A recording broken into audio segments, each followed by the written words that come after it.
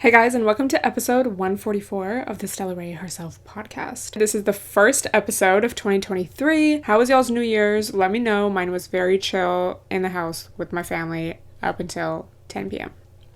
With the new year, obviously, comes a lot of reflections, and I talked about that a little bit in last week's episode. On one hand, we're very focused on the future, what goals we want to accomplish in the new year, but I think another huge part of this time of year is reflecting on the past, thinking about what we did accomplish in the previous year. And I know some of you will relate. I experience this all the time, I think especially because most of my life has been online, but embarrassment at our past selves. This can range from, a minor little incident that you're like, oh, that was cringy, to a lot of built up shame and just a little more extreme, of an emotional response. In this article I read, he said, so often it is not our own response to events or situations that go wrong. It is the judgment of others and the subsequent feelings of not feeling good enough that will persist. So this is where shame comes in, I know for me and a lot of you maybe that are on a healing journey, you think back to past mistakes that you made or even just choices you made, when you were a little less healed or when you didn't know. Brene Brown, Queen of Shame, defines shame as the belief that you are unworthy of love and of belonging. Often when we feel shame, we feel very othered, and maybe there's thoughts like, oh, I'm all alone, everyone is judging me for my mistake. And having this shame can also create a sort of defensiveness and a hyper awareness, which is basically perfectionism, right? And again, Brene Brown says, where perfectionism exists, shame is lurking. I've talked about perfectionism on this podcast before. I feel like it's something I've definitely struggled with, and I don't even think I knew I struggled with it till like this year, honestly. I always thought perfectionism was like, the girls in school that had the best handwriting, like their projects always looked the best because, oh, they were a perfectionist. It's like when people say, oh, I have OCD and they just like things organized. Perfectionists frequently get discouraged and give up on long-term goals because they're unwilling to tolerate feeling less than perfect. The problem with perfectionism isn't high standards, it's the intolerance of difficult feelings. And the difficult feelings being, if I mess up, if I don't do this perfectly, or if this doesn't go perfectly, then I am not enough, I'm not worthy of love, I'm not worthy of belonging. So it's kind of like, oh. So what do we do when we feel embarrassed or cringy at our past selves or even ashamed? I think a really big part of healing, there's like the realizing where you went wrong before. Like, oh, if I had known then what I know now, I would have done that differently. Which is great because it shows that you've learned, but then it can also bring this almost like judgment upon your past self. So I think it's really important to practice empathy to your past self and remind yourself that you didn't know. Or especially if it's something light, like, oh, my fashion used to be so cringy. Or for me, like when I watch old videos, sometimes I just feel like I'm so like hyper. Ew, I can't believe I did my makeup like that or whatever. And it's like, bro, like that's just how I knew how to do it at the time. When it comes to bigger issues and maybe memories that bring up a little or a lot more shame, I feel like it's even more important to practice empathy and self-love in that way. And just to really remind yourself, like, I didn't know then what I know now. It's also important to reassess the power that you give other people's judgments because, again, a lot of feeling embarrassed or cringy or ashamed of past decisions, again, however big or small they may have been, is the feeling of like, oh my God, I can't believe other people saw me like that. Like embarrassment, it's kind of like, oh, I'm embarrassed that other people are going to see this and perceive me as not enough or as stupid or as like, oh my God, she has like the worst makeup. And therefore it's also so important to practice confidence. If you want to start dressing more your own unique style, it can definitely be scary and like, oh my gosh, what are people going to think? But then it's like, when you look back, you will look back at yourself like, oh my God, even if that outfit was cringy, at least I, wasn't afraid to be myself and I had confidence and like, that's what I liked at the time. So I rocked it. This is so embarrassing, but is it though? In 8th grade, there was like this time where I was super into thrifting and especially like vintage thrifting. I loved making lookbook videos and I would dress to school like wearing these like vintage maxi dresses and like hats, and I had these heels. I swear they were like 4-5-inch heels, but I would like wear them to school. People would tell me like, oh, I thought you were like a teacher walking in the halls, or like, oh, like I thought you were a teacher walking in the classroom because the shoes would like make that certain sound. So I mean, I definitely look back like, oh, that's kind of cringy a little bit, like this, like I was like unnecessarily extra. But then I think at this time, especially now that I'm like way older, I'm like, that's kind of iconic. Like, that's so cool I did that. Would I be like, yeah, I'd really recommend you wear like all these vintage clothes and like huge heels to school with like a little straw hat? No, but like it was a moment. Like I was doing what I wanted to do at the time and what I was into, so that's kind of iconic. Or like when I think of this guy that I used to talk to when I first moved to LA, now looking back after, after just growing older, bro, after learning the game a little more, but also about learning about like attachment styles, watching Pretty Boy KB on TikTok, it's like obviously this guy did not like me, like obviously. But I just like was so oblivious to it. And so that's like embarrassing to look back on. That's not like a deep, like rooted, like shameful memory for me, but it's definitely like, oh my God, like, bro, I did not know anything. So yeah, I think it just comes down to like do what you want in the moment, like again with your style and stuff. And I think it's also about having self-trust. Like I trust myself to make the right decision for me at this time. Like I could change my mind later, or maybe I'll look back on this and wish I did it differently, but I trust myself to make the right decision for me now. Brene Brown's 4 ways to move through shame for those, maybe a little tougher memories. It's not just like, oh, my makeup was bad one year. It's like, no, like something actually really shameful happened to you, maybe something really embarrassing. For me, it's always like memories of a teacher yelling at me or something, and I just like never forgot it. And I feel like that's where a lot of shame starts for people. It's kind of crazy to look back and think at all the teachers that really just like publicly humiliated kids, like young kids, just so unaware, how that was going to affect the kid, how that was going to make the kid feel. But yeah, just that vibe of like an authority figure speaking down to you, especially in front of a large group. So the 4 ways are: number 1, to understand shame triggers and where you feel it in your body. When I feel shame, I usually feel it in my chest or like almost my stomach. You get punched in the stomach feeling, or it's almost like I want to vomit. Or like, when your friend shows you an ugly pic of yourself and you're like, ugh, like it's almost like that. The second thing is to develop critical awareness. Feel your feelings and don't bury them. So a great way to help with this is journaling, because you can just really get everything out. Third way is to seek connection. If you have a friend you can talk to. This really reduces shame as well, because a large part of shame is like, oh, I'm the only one that has felt like this, that feels like this, I'm like the odd man out. And again, that like othering kind of feeling. And the 4th thing is to seek empathy. Empathy for yourself, getting empathy from a friend. It really goes a long way. I think especially for yourself, when you can practice empathy for younger versions of yourself, it's so important. And I think for me, a big thing that's helped me get through a lot of stuff like this, just painful memories, shameful memories, is learning about them like this. Education is so key, and I just really wish that mental health was more normalized to be talked about and also taught about. We didn't learn about mental health at all in school. We had health class, but that was all like physical stuff. And I'm sure there was like a brief section on mental health, and they're always saying like, oh, mental health is so important, but I feel like our society just doesn't really reflect that. And I think especially growing up, so many people aren't given the tools needed to get through hard things, like hard emotional things and traumatic things. And then you have teachers, yelling at young children, traumatizing them. So anyway, learning about it has been really key for me, because I can just like, it's almost like fitting the puzzle pieces in and like making connections. And it's like, oh, like I made that decision because I was feeling this way. Therefore, I can empathize with that version of myself. And I think another more lighthearted thing to keep in mind is that if you feel embarrassed at old versions of yourself, it's only because you keep glowing up, so remember that going into 2023. I want to talk more about goal setting and how to actually stick to your goals this year. Before we do that, I want to read some of your guys's goals. I did a little Q&A on IG, so I'm just going to read a few of them so we, just feel connected to each other. Apologize less and be more mindful. Love that. Take more IGs. I feel that one of my goals literally is to just take more photos for the memes, because I realized I really didn't do that much this year. I used to take so many photos, like just for fun. And now I think because I post so much on my story, just kind of like rely on that. But I don't want memories of an IG story, I mean, sometimes, but it's like, I just want photos. So anyway, I feel that. And also pictures of yourself, where we're young, we're hot. Like, even if you're not young, you're probably hot. Like, let's remember, Also, setting up a Roth IRA. Y'all should definitely do that if possible. It's super easy. I didn't do it for the longest because I just didn't know how. But once you just learn about it, it's like, oh, okay, this is like easy. Stop caring about what others think so much and start caring about what I think and how I feel. A lot of people are saying less phone and social media time.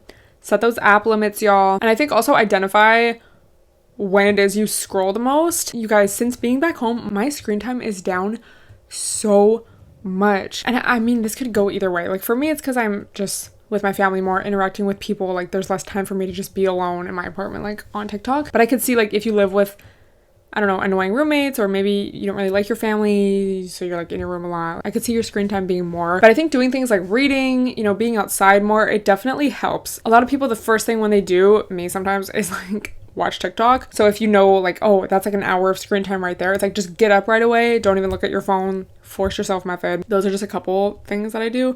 Let me know if you have any tips though. Try to stop drinking, at least for a while. Not drinking helps so much, bro. Working out more, taking back my power, have cold showers, feel that. Gain more hobbies and find more activities that make me happy. I love that one. It's like, sometimes I'm like, why, not like literally, but I'm like, why would I have hobbies when I have social media? So maybe that's a good tip for us, you know, find more hobbies. So I want to talk a little bit about why people don't typically achieve their goals. I found this really great article. I will link it down below, of course. So this is about why you can't stick to your goals, and it's really focused on perfectionism and outcome-based thinking. So for example, let's say I want to grow my channel. If I'm just so focused on like getting to a certain number, if I'm not making progress at the rate that I think I should be, it's also easy to get really discouraged because it's like, well, I'm just not going to get it. Like, I might as well give up. This could also be for the gym. You know, let's say you want to start going to the gym. I want this type of body. I want my butt to look like this. I want my waist to look like this. And then it's like by the second week, you don't look like that. So you're like, oh, well, I guess I'm just never going to get there. Yeah, okay, we all have like a goal. Make the goal and then kind of forget about it. And instead, focus on the things you can do daily that will help support your goal. So if my goal is, again, to grow my channel, it's like, yeah, okay, I would like to get to this number, but let me just forget about that number and instead focus on the quality of my work every day, how many times I'm posting per week. And these are things that you can just kind of check off on a to-do list, yet they will help you on your goal. So again, for the gym, it's like, okay, yeah, I want this body, or I want to lose this amount of weight, or gain this amount of weight, or gain this many inches, lose this many inches, whatever. How can I get there? Do something active every day. Even if I can't make it to the gym, I will at least go on a walk. I'll do some yoga. I'll do an at-home workout, because little things build up. And I think especially with social media, we see these before and after pictures, and I think it's really easy to forget like how gradual things are. So that's why it can be crazy to look back at photos of yourself like, oh, I didn't even know I looked like that at the time, because you didn't, you know? Being too focused on the final goal or outcome can derail you from getting there. And that really reminds me of like the book Come As You Are about sex. But a huge takeaway from that book was like pleasure over performance. And you know, if it's really hard for you to orgasm with a partner, I mean in general, but especially with a partner, how focusing on, oh, I want to get to that point, I need to get to that point, can just like stress you out and therefore not get you in the zone you need to be to actually achieve it. So instead, you need to focus on pleasure in the moment, like what feels good right now, and that's going to get you there. Versus like, oh my God, I just need to like do it. So same goes for setting goals, you know? Another thing that holds people back is perfectionism, which I was kind of talking about earlier. If you insist on feeling perfect about working towards your goals, you're very likely not to achieve them. If you're unwilling to tolerate feeling less than perfect, if that's really hard for you, I'm not saying it's like oh, I need to be perfect way, but it's often very ingrained with a lot of shame and like, oh, I'm not enough, I'm not going to be lovable, people aren't going to accept me. So I think mindfulness really plays into that. And again, like a willingness to be uncomfortable. And I think also just noticing, again, being mindful about when you are feeling that perfectionism, kind of almost like anxiety, and not judging it, being like, oh, there it is, but like, I must still do this. I think especially for creative type projects, that's such a huge thing, you know? Sometimes I'm making a video and I'm like, I hate this, but it's like, bro, what's going to get me closer to my goal? Like posting a video today that like, okay, maybe I don't love, but it's like, at least I have a video, or not posting a video at all, you know? If you're like, oh, I don't have enough time to go to the gym, it's like, are you just going to do nothing? Or are you going to at least like go on a little walk around the block or something? So that's really important to keep in mind. Another thing is making sure that you have goals for the right reasons. The right reasons being for yourself and because you truly want to achieve this, not because someone else wants you to or because other people are doing it and you want to fit in. If you have trouble sticking with a long-term goal, it's worth reflecting on whose goal it really is and why you want to pursue it. It's almost like a mission statement, you know? I want to quit drinking because I want to feel healthier, have a better quality of life, sleep better, and because I don't want to embarrass myself anymore. I want to go to the gym because I want to feel healthier, I want to be snatched for summer, I want to feel confident, whatever it may be. So let me know if you relate to any of that, but I will link the full article down below. There's a lot more in it that is really helpful. And again, kind of a fresh perspective, definitely different than what I was talking about last week. For this next topic, trigger warning, abusive relationships and abusive men, TWSA. I'm not going to like go into detail about anything, but I am going to use a specific example of something that was in the news recently. So if this is at all triggering to you, don't listen. There was news last week that this really popular social media boxer we all know who he is. I mean, if you don't, like, God bless. I don't want his name, like, in this. Like, I don't want it to be in the captions. I don't want to, like, I don't want to be in the algorithm. But this guy's really known for his, like, just really far right, like, very misogynist views. And he has a podcast, and it's kind of like that vibe of, like, little boys especially being on TikTok, falling down this, you know, rabbit hole of all this super misogynistic, just really far right content, and then, like, those are their beliefs, and then they all, like, hate women, and it's just, like, really scary. So this guy was arrested over the weekend, and there was a picture of his website where basically he was admitting to how he, like, traffics these women. Like, oh, I can make any woman fall in love with me. Basically explaining his, like, manipulation. It was just really sickening and gross. As funny as some of the memes are of him, and, you know, like, oh, he acts so, like, I don't know, flamboyant almost. Sometimes it's, like, very odd. This is, like, really gross and scary. I think he was holding some women hostage, and there was, like, R-word charges and just all this really disgusting, scary stuff. That's, like, the main, like, trigger warning of, we're not really going to go into too much of, like, R-word or anything like that. But I did want to talk about and remind you guys of this book called Why Does He Do That? Inside the Minds of Angry and Controlling Men. This is a book I feel like everybody, but especially every woman, especially if you date men, but really if you have, like, any interaction with men, you know, if you had an abusive father growing up, or just abusive men in your life, or maybe you suspect that they were abusive. And I think just for education as well, like, I really think everyone should read this book, because even if you don't experience it, you never know if your friend might be going through something, and this book just has so much information, signs to look for, different characterizations of the different types of abusive men. This book has definitely been a game changer for me. I have talked about this before, but towards the beginning of the book, he lists all the different types of men, of abusive men. It's crazy how many different types there are. When some people think of an abusive man, I think of, like, this angry, like, drunk, loud man who's gonna, like, beat you up. And that's why people so often are like, just leave. But it's so much more complex than that, and there's so many intricate things that go into it, and it can look very differently from person to person, even though kind of the core of the beliefs are the same. So for example, there's Mr. Right. The central attitudes driving Mr. Right are, you should be in awe of my intelligence, you should look up to me intellectually, I know better than you, your opinions aren't worth listening to, the fact that you sometimes disagree with me shows how sloppy your thinking is, if you would just accept that I know what's right, our relationship would be so much better. But then there's Mr. Sensitive. I'm against the macho men, so I couldn't be abusive. As long as I use a lot of psychobabble, no one's going to believe that I'm mistreating you. Women should be grateful to me for not being like those other men. And then there's, you know, the mentally ill or addicted abuser. I'm not responsible for my actions because of my psychological or substance problems. If you challenge me about my abusiveness, you're being mean to me. I'm not abusive, I'm just an alcoholic or a drug addict. So those are just a few of the different examples. But it's kind of crazy. Like, when you read them and you're like, oh, I didn't know that was, like, abuse. This book literally goes through everything. So another thing I wanted to read is the power of those wonderful early months. And this is where so many people get it wrong. Like, just leave him.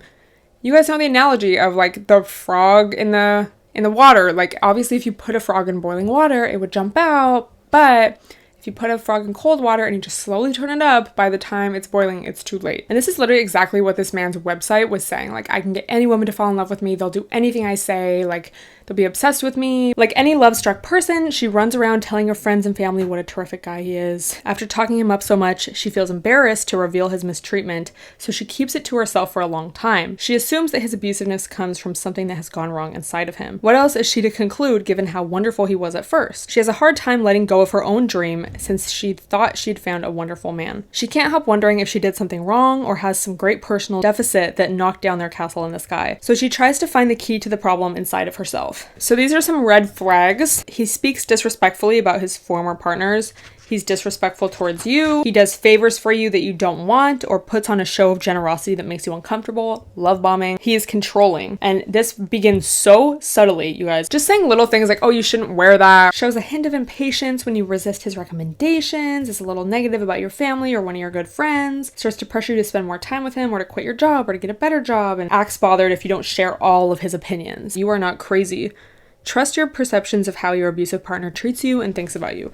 So that's just like a little taste of what this book has to offer. But again, I would really recommend it. And I think one of the most important things, again, is to trust your own feelings from the start. I've said this to you guys before, but like low-key first impressions are everything. Like the first feeling you have around someone can really say a lot. And not like the feeling like, I just know there's been times where like, I was like, I don't know about this guy, but then, oh, he happened to be so charming, and like, oh my god, he was actually a great guy, and he made me laugh, and he laughed at my jokes, and I was like, oh my god. So then we get to know each other a little more, and it's like, oh, he actually was psychotic. Got it. I don't know if that's the right word to use. Abusive, should we say. The education is also really important. So reading this book, you know, and really, really knowing and ingraining in your mind the red flags of an abusive man. Reading that guy's website, like the pictures of it on Twitter, was so scary, because I just feel like I don't want to say, oh, there's so many guys out there like that, but there are guys out there like that.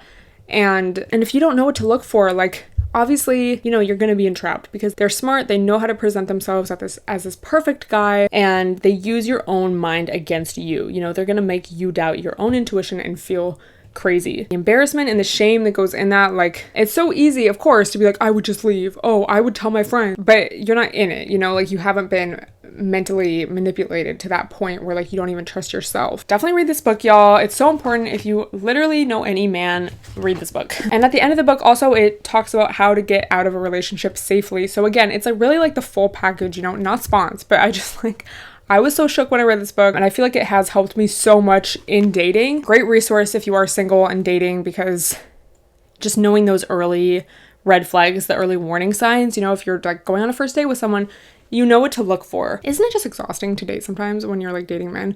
Because it's like, yeah, I'm sure dating would be hard enough as it is. Just like, oh, do our personalities get along? Do we have the same, you know, likes and dislikes? But then it's like, are you going to emotionally manipulate me? Do I have to like fear my life around you? Are you going to try to traffic me? We laugh to keep from crying, for real. So not to end this podcast on like a negative, no, but it's not negativity, you know, it's education, it's awareness, and it's knowing what to look for, how to spot it so that it doesn't escalate, and so that you can remove yourself safely from a situation, or before it becomes a situation. So many men rely on like manipulation, you know, like even if they're not like, oh my god, such an abusive man, it's like most men have to manipulate you to some degree to like get sex out of you or to have a hookup. And so again, knowing what to look for, knowing your worth, knowing your boundaries. But with all of that being said, don't beat yourself up for not getting out of a situation sooner, or like, oh, I wish I had said no. There's already so much shitty feeling within those types of situations as it is. So, I mean, it's easy to say, like, just don't be ashamed, but I guess I say that to say, like, I understand. Definitely read this book. I will link it down below. If anyone has a PDF, let me know, and I'll try to link that as well. So that's going to be it for this week's episode. First episode of 2023. Hope you guys enjoyed. As always, don't forget to tweet me or IG story screenshot me a screenshot of you listening, or an aesthetic pic or video. Leave a comment down below with your thoughts on anything, and let me know what you want me to discuss next week. Love you guys, and bye everyone.